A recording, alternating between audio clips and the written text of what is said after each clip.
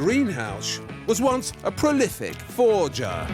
From ancient carvings to modern paintings, there was nothing he couldn't make. Like putting in an old window. But a spell in prison convinced him to renounce his past. So he's teamed up with Oxford historian Dr Janina Ramirez. Oh my gosh! To rediscover the secrets of the ancients and to try to match their skills. As for me, I'm Waldemar Januszczak, and my job is to keep tabs on them.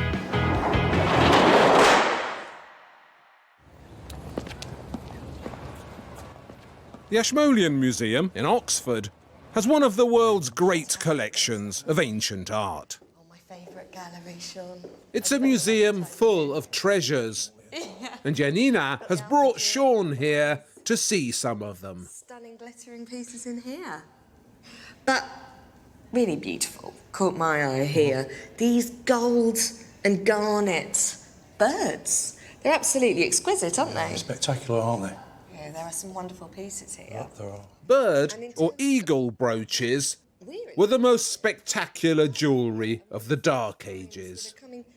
And the most spectacular of all were made by the Visigoths. Cloisonné eagles. Even in this one cabinet, you can see how popular this imagery of the hook-beaked bird is. You've got a pair there, and another pair right next to it. Yes, very popular. Yeah, and they must have been fashionable. This was a sort of symbolism. Yeah, I think it's kind of coming into the old idea of the Roman eagle and the raven on the battlefield in the Dark Ages. Yeah. So popular, fashionable, Yeah. and such exquisite artistic skill. Absolutely, yeah, they're really, really finely made. It's incredible to think these things were made with no artificial light, no running water. Supposedly no magnification. Right. It's going to be a challenge for you, isn't it? Well, it is, yes. It's probably one of the hardest things I've made. I've only made one before, and very difficult, time-consuming, but... So you're anxious about this one? A little bit, yes. I'll get it done, though. Oh, gosh, this is the one I'm most excited about seeing. This is the most work, too. Excellent. Right, looking forward to it. OK. The next morning in Oxford, Janina sets off to delve deeper into the Visigoths. Their story's full of twists and turns, so there's a lot to keep up with. Visigoths, they are a group of people that are part of this broader set known as the Goths, who moved all the way across Western Europe, largely during this period known as the migration period. As the Empire of Rome was starting to crumble, it meant that there were territories where these, what the Romans referred to as barbarian tribes, were able to claim land, claim power, and establish themselves. And the heartland, really, for the Goths is the Germanic territories. But with the decline of the Roman Empire, they took advantage of the power vacuum and began to move southwards, and then eventually spread down into Spain. And that's where they make their real homeland. Back in his own homeland of Lancashire, Shaun Greenhalgh has come to the Owl and Bird of Prey Sanctuary in Turbury Woods. He's met by John the Ranger. Hi, John. Hi, Shaun. Nice to meet you. Yeah. Who introduces him to the residents. Yeah, let me show you around. Thank you. Here we have our snowy owl. His name's Brooch. Hello, Bruce. He's been with us for quite some time. He's one of the oldest birds that we've found before I was. Right. He looks an old guy, doesn't he? Yeah. This is Edgar, our raven, named after the Edgar Allan Poe poem. Right, the battle hawk. Yeah. Beautiful coloured feathers there. Yes. But the bird Shaun really wants to see is Stella the steppe eagle. She's the kind of bird the Visigoths would have hunted with. So Shaun is keen to take a good look at her. OK, Shaun, so this is Stella. Yeah. Hello, Stella. She's a steppe eagle. Right. As you can see, she's very noisy. Yeah, how old is she now? She's about 8 years old. And these steppe eagles, their range is from obviously all the stands, Turkmenistan, Kazakhstan, Afghanistan, right up to China. can see why the Dark Age people were impressed with them, can't you? Yeah. The elegance and the majesty of them. The king of birds, really. Who is that? Eh? Who's that? A stranger. Am I bothering you? Well, I'm doing a Visigoth eagle brooch, actually. Oh. The golden garnet ones from the 5th and 6th century. And I think these would inspire the guys to wear them, the kings and the manufacturers of them, especially. Yes, yes. Okay. So if you just put your arm out like that, open your hand up. Transfer backwards. She'll step back. It's okay, just open your thumb up. Grab the jesses. Just open your thumb up. So you keep those nice and tight. There you go. There you go, Stella. New master. Well, not a master, a servant. That's more it, isn't it? We're the servants, the birds are the masters. What a magnificent creature. Wow, you're something, aren't you? Hey, Stella? I'm going to make an eagle brooch after you. Name it after you as well. Yeah? Well, I think you like that, don't you? A Visigothic eagle brooch. Stella the eagle brooch. Yeah. Shaun's workshop is in a converted mill in Bolton. And the next morning, he gets there bright and early to draw up his plans for his eagle brooch.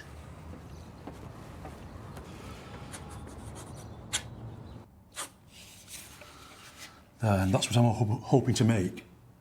It's a Visigothic eagle brooch, 6th century, silver gilt with garnets, amethysts, blue and green glass as the Visigoths used. So the first thing is to make the casting for the actual metal brooch, the eagle with the pin on the back.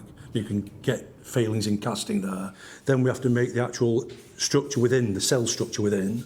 That has to be soldered together. Now you can get a failing in soldering if you get the temperature too high. Part of it will collapse because it's very, very thin. It's only 0.5 millimetre thickness, the sheets, the silver, so that could be a problem. And then the last one that can be the greatest problem is the cutting of the stones. They have to be sliced very thinly. And then they have to be cut to exact shape because there's no adhesive used in this. It's all just held in by tension, one stone pressing on another. With the design done, the next task is to get the stones for it, starting with the garnets. I used to go to a place called Manchester Minerals when I was a lad. Could buy them online at Stockport, but now it's all online. I need cabochon garnets.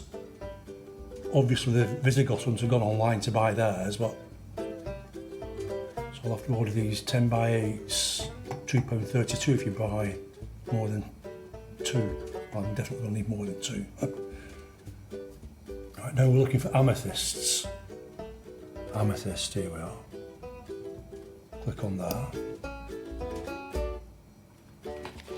For the silver, Shaun's going to do what the Visigoths did and use melted coins. Some silver bars. Silver Britannias, what page are they? The Visigoths preferred Roman silver, but Shaun's gone for American. Ah, here we are. Yankee dollars, £24. That's not a bad price, actually.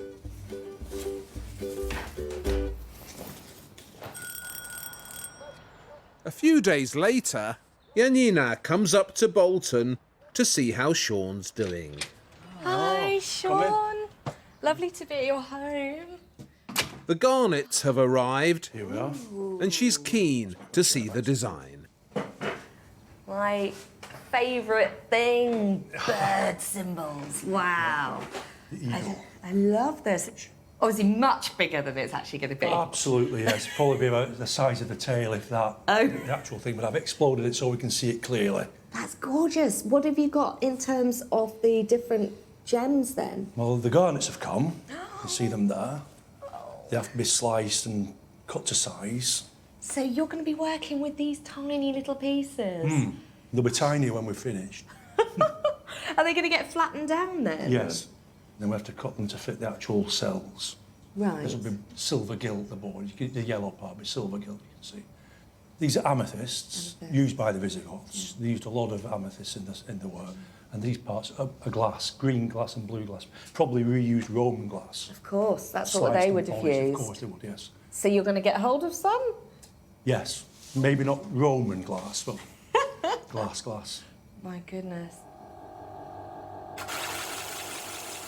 In his workshop the next day, Shaun starts shaping the precious stones, flattening and polishing the garnets and the amethysts.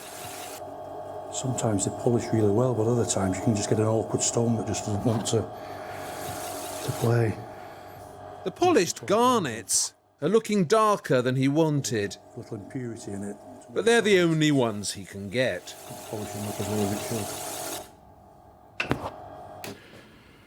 Right, now I've ground them down to flat, so now I have to polish them on the cerium oxide with a leather mop.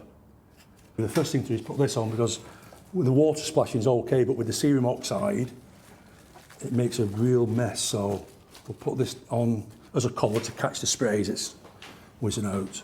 And this is a cerium oxide mixed with water. Well, cerium oxide is a mineral used in lapidary. It goes down to about 1 or 2 microns, so it's very, very fine polish. Standard in the jewellery trade to use it. We're to spoon some of that on, and this is going to fly. We'll spread it out a little bit so we don't all get a bit of it. And then we'll flick it on now. Get it up to speed. This does grab a little bit, so it might pull at it, but we'll give it our best shot.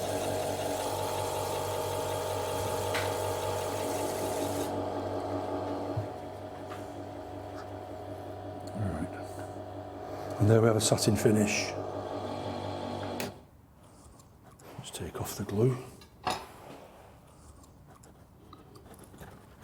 The best way to take off with your teeth, you don't scratch the surface of the stone. Right, there we have it, the finished stone.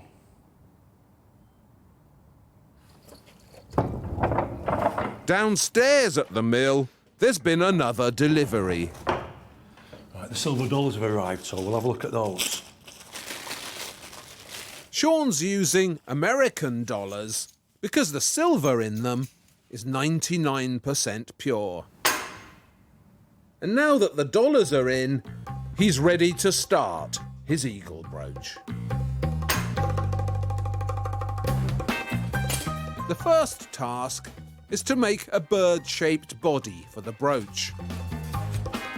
It's going to be cast in silver, but he starts by making a wax model out of humble beeswax. Find a local beekeeper, they'll always let you have a few pound of beeswax. With the eagle shape done, Shaun needs to work out how to get the silver into the mould. So he constructs an elaborate system of wax pipes. Runners for the silver to go in, risers for the hot air to go out. The Visigoths would have used beeswax just in this same manner. It's a very ancient technique called the lost wax process. With the wax model done, Shaun builds himself a case for the mould, out of strips of steel from his local hardware shop. Measure twice, cut once. When that's done, he fills the case with plaster and inserts his wax model. When he puts it in the kiln, the plaster will bake hard.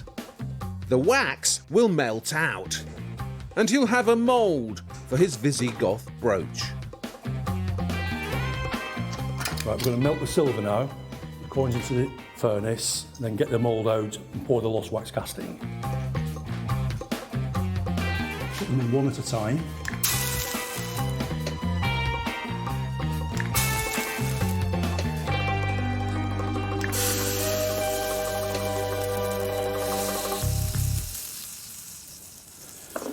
Right. Right, ready to go?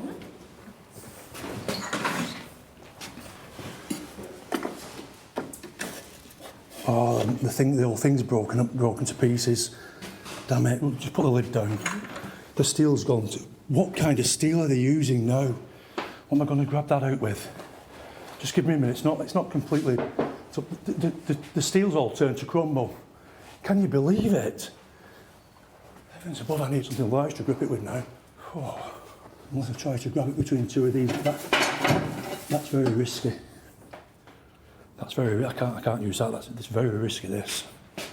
Let's just try it. We just have to get it down onto here. So lift that out.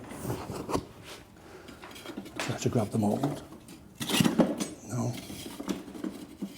No, it's breaking up.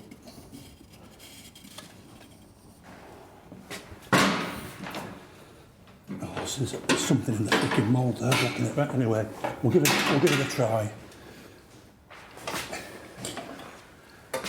Right, we're going to pour the silver now.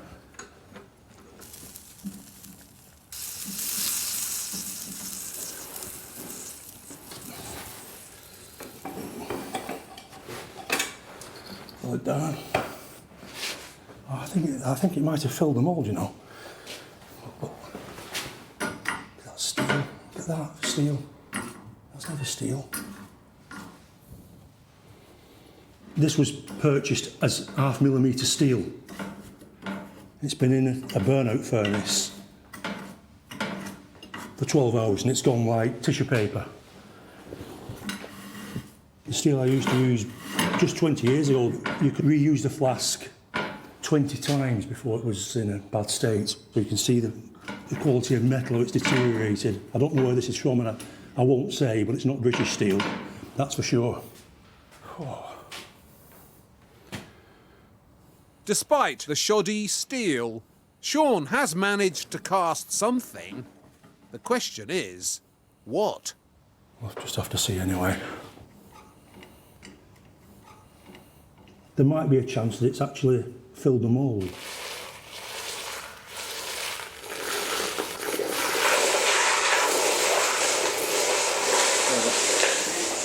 The mould is totally disintegrated, the actual casting. Now, the moment of truth, you can see what we have. I think we might have it, but I can't see for sure. While Shaun in Bolton has been sweating over his casting, Janina in Oxford has been delving even deeper into the Visigoths. What's interesting about the Visigoths is that they were the only people that managed to build great cities between the collapse of Rome around the 400s and the Carolingian Empire in the 800s. They also absorbed Christianity. And as a result of this, they start producing beautiful works of art with different types of materials, pearls, sapphires, rubies, that have a Christian message. And they are a very unique development in the history of art. But when we see objects like the eagle brooches, they're coming probably from that earlier phase of the Visigothic travels across Europe. They're not overtly Christian. They seem to be connecting back to a worldview where nature and man can slide between one another, where a man can turn into an eagle and turn into a god. So that is what we're looking at with these eagle brooches. Back in his workshop, the man-god of Bolton has some good news. His silver cast may have left the kiln looking like a clump of seaweed, but with a bit of sprucing up, it's come out rather well. Still needs quite a bit of work, polishing and that, whatever, but that's workable. I can get that finished. I've taken all the runners and risers off. We've got the pin to go in here. I'm just putting the herringbone pattern into the back of the brooch now. Typical of Visigothic stuff, probably representing feather pattern. Having cut in the herringbone feathers, Shaun burnishes the back of the brooch the traditional way, by rubbing it with a spoon. Standard process, they didn't have sandpaper, so they used something hard, shiny metal, or possibly an agate stone. With the Visigoth brooch starting to look like a Visigoth brooch, Shaun needs something to keep it in.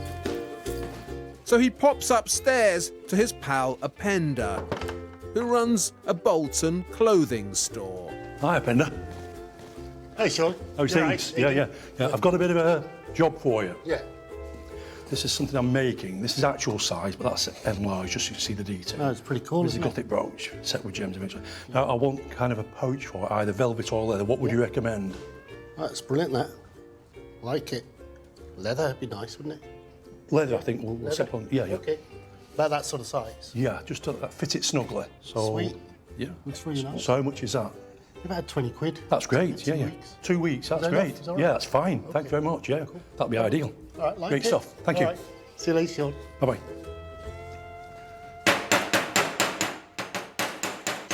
Back in the workshop, it's time to begin the most complicated part of the brooch.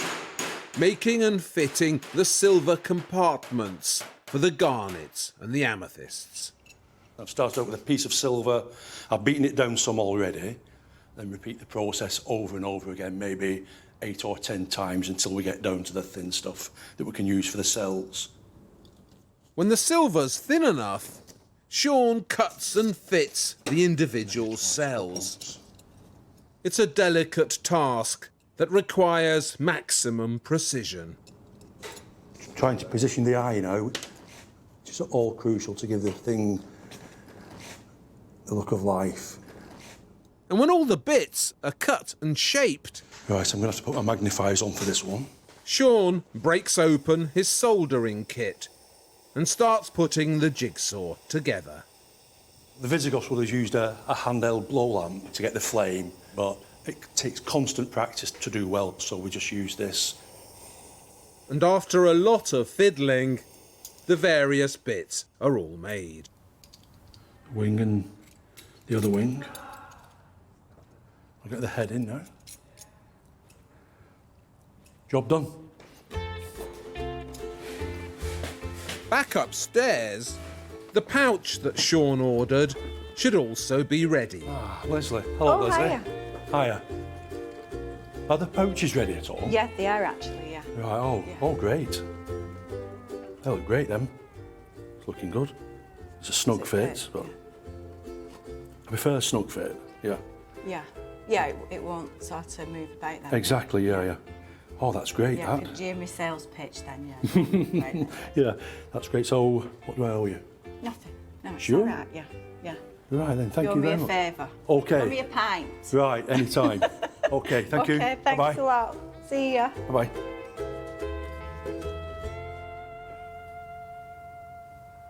Now he's got the pouch, Shaun can begin work on the blingy bits of the Visigoth brooch.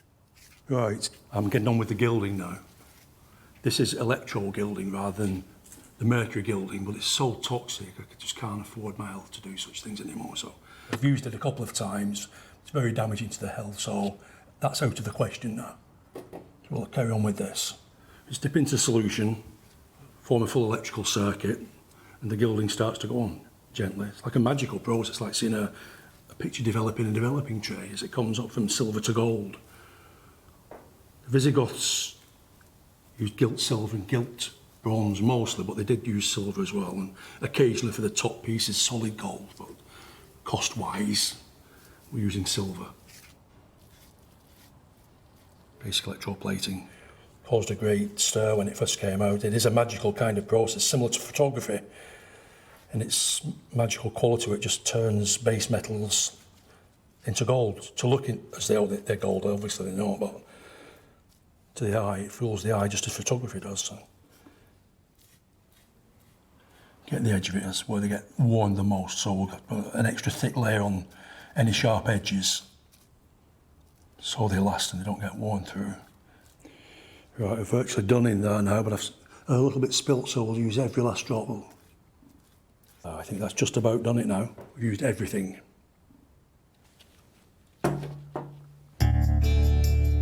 With the brooch gilded, the next task is to line it with gold foil. This is to reflect the light behind the stone you see in all medieval and Dark Age garnet jewellery. But getting the gold leaf into the cells is a tricky business, with every cell individually fitted. Right, we've done the foils, now the actual stone has to be fitted. Need my goggles on for this, because it's very fine work. Fit it around, get it in the top edge, lay it down. Now, you can see that's not quite right. I have to get my grinder now, the diamond bar, and take a very fraction off that edge. Fractions of a millimetre we're talking about. I'll get on with that now with the diamond bar. Like I said, there's no adhesives used, they're just held in by very close fit.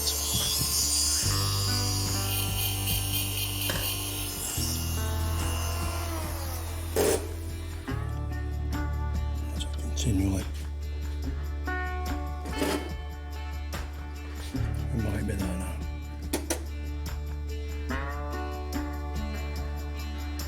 Right, that's the garnet fixed. So many more to do.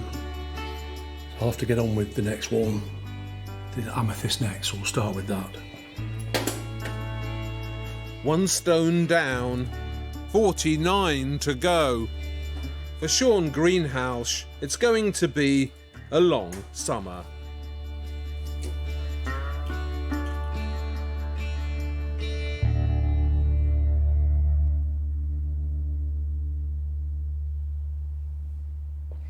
I am particularly excited about seeing this Visigothic brooch that Shaun's been making. I know there's been some issues, particularly sourcing the right kind of garnets because they simply aren't available anymore. I know it's going to be bigger than these ones, so inevitably a lot more work. Can't wait to see what he's come up with. Hello, Shaun. Hi, Nina. And how's it been? I've one or two issues with it. Mostly the garnets, trying to source the same kind of colours. And that's just because there isn't the supply at the moment. You just can't get them anymore. Right, so that's a bit of a problem. Well, I can't wait. I can't wait to see it. Let's get it out. Okay. There we go. Oh, Shaun, it's amazing. I love it. Oh my goodness. That is absolutely beautiful. And you've got the glass in there? Yeah, the green and the blue is glass, yes. Goodness. Amethysts and garnets. And have you put the foil behind the amethyst? Is that an amethyst in the centre? It is, yeah.